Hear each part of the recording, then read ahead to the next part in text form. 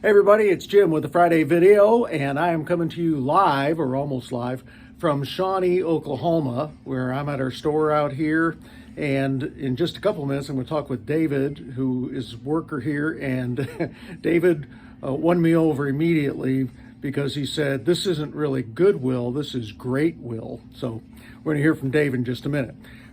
Something I want to update you on, and I mentioned this I think the last couple of Friday videos, the U.S. Supreme Court was going to hear a case, and they did hear the arguments about whether or not OSHA, the Occupational Safety and Health Administration, could require employers with 100 or more employees like us to require vaccination or to have their employees test weekly.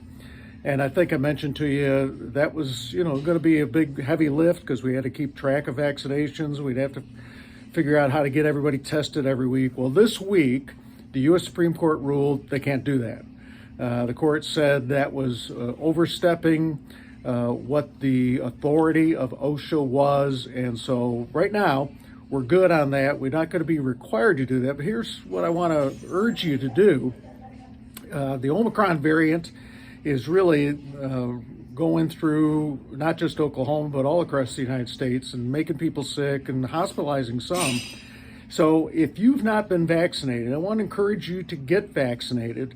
Research it if you need to, get your questions answered.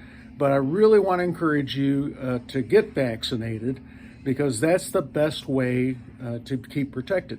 And then, of course, wear your masks. Got to wear them all the time while you're working. Very important. I've got mine off right now just so you can see my face and I can speak on the video. But be sure to mask up and observe all those safety protocols and procedures that we've put in place. Okay, that's all the news for now, but let's talk to David. Hi, my name is David Scala. I've been here 6 months, and if I had anything to say to everybody out there, is please have pride in what you do and be courteous. Yeah.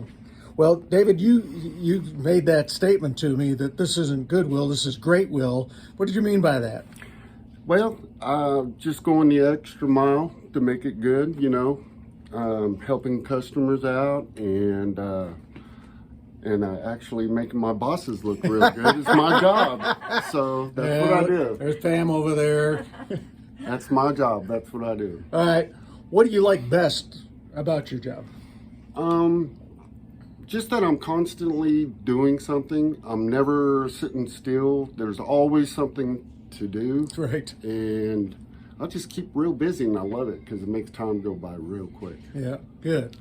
But I also love my job too. So yeah. Well, you when I was watching your work, it looked like that. And you were unpacking a big white Stetson out there that had the box, the Stetson box. So that looked like a real good item. It was. All right. So you kind of gave a little bit of advice at the beginning, but I always ask folks, what advice would you give other Goodwill employees about being a great employee? You mentioned being courteous and making your boss look good. That's always a good thing. Just coming to work with a good attitude and coming in and, our job as employees, the way I see it, is to make your bosses look good.